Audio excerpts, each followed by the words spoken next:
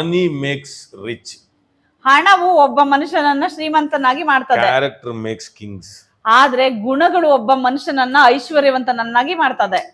Abundance wealth makes rich. ಅತ್ಯಧಿಕವಾದ ಹಣ ಆಸ್ತಿ ಇರೋನು ಅವನು ಶ್ರೀಮಂತ. Abundance of character makes king. ಆದ್ರೆ ಅತ್ಯಧಿಕವಾದ ಗುಣಗಳು ಇರೋನು ಕಿಂಗ್ ಆಗಿರ್ತಾನೆ. इसलिए ऐश्वर्य व्यक्ति लोग गरीब को हर्ट करता है. ಈ ಶ್ರೀಮಂತರು ಬಡವರನ್ನ ಹರ್ಟ್ ಮಾಡ್ತಾರೆ. बट राजा कभी भी हर्ट नहीं करेगा. ಆದ್ರೆ ರಾಜನಾದವನು ಯಾವತ್ತು ಬಡವರನ್ನ ತಿರಸ್ಕಾರ ಮಾಡೋದಿಲ್ಲ.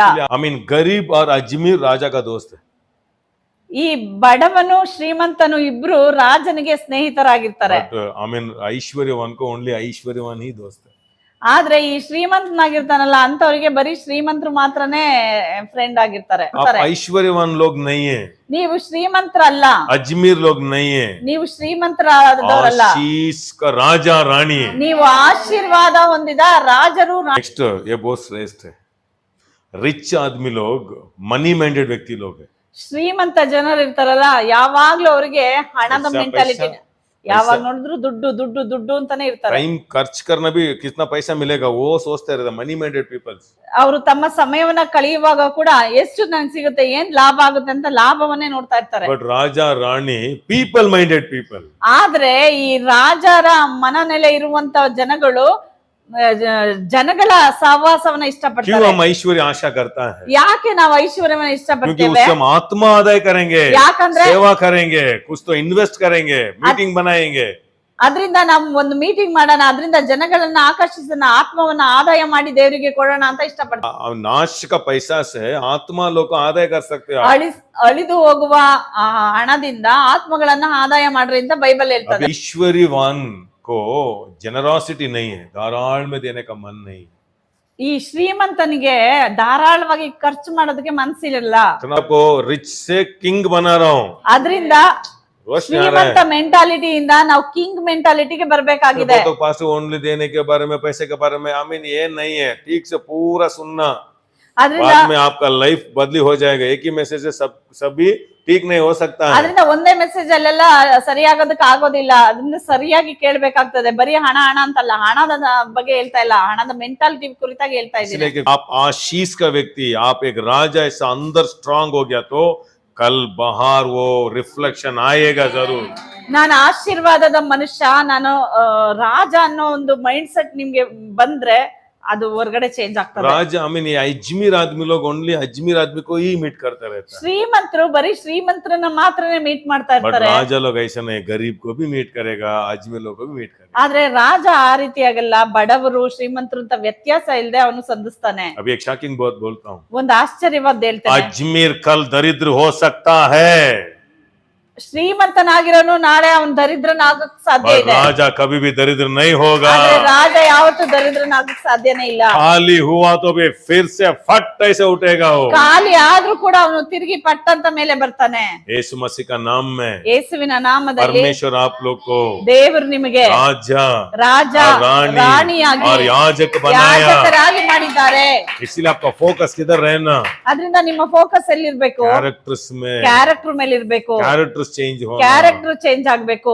Hallelujah, hallelujah. राजाधिराजा यीशु मसीह ರಾಜಾಧಿರಾಜ ಯೇಸು ಸ್ವಾಮಿ क्रूस में मेरे लिए आपको दरिद्र हुआ. ಶಿಲುಬೆಯಲ್ಲಿ ನನಗಾಗಿ ನಿಮಗಾಗಿ ದರಿದ್ರನಾದನು. आमीन. जी उठ के फिर से दरिद्र नहीं हुआ. राजाधिराज आज भी राजाधिराजा. ಜೀವಂತವಾಗಿ ಎದ್ದು ಮತ್ತೆ ಹೋಗಿ ದರಿದ್ರವಾಗ್ಲಿಲ್ಲ.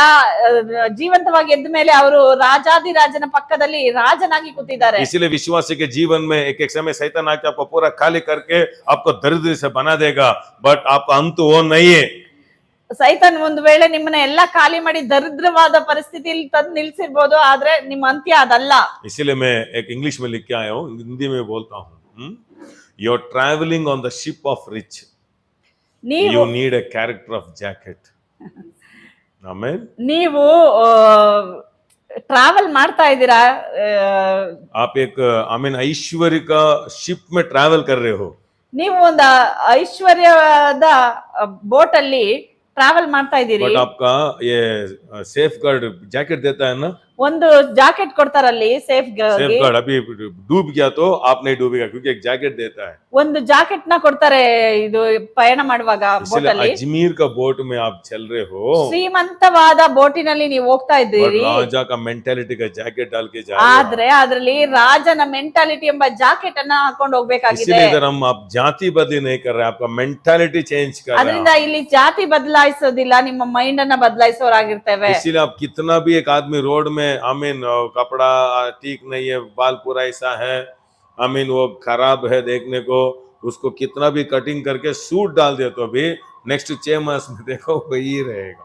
ನೀವು ರೋಡ್ ಅಲ್ಲಿರುವಂತ ವ್ಯಕ್ತಿಗೆ, ಭಿಕ್ಷೆ ಬೇಡವನ್ಗೆ ಕರ್ಕೊಂಬಂದು ಕಟಿಂಗ್ ಮಾಡಿ, ಶೇವ್ ಮಾಡಿ, ನೀಟಾಗಿ ಸ್ನಾನ ಮಾಡಿಸಿ, ಸೂಟು ಬೂಟು ಎಲ್ಲ ಹಾಕ್ಸಿದ್ರು ಕೂಡ ಇನ್ನು 6 ತಿಂಗಳು ಅವನ ಹಾಗೆ ಬಿಟ್ರೆ ತಿರುಗಿ ಅದೇ ಪರಿಸ್ಥಿತಿಲೇ ಅವ್ನು ಕಾಣಿಸ್ಕೊಳ್ತಾನೆ. इसलिए ये आमीन बहुत श्रेष्ठ है।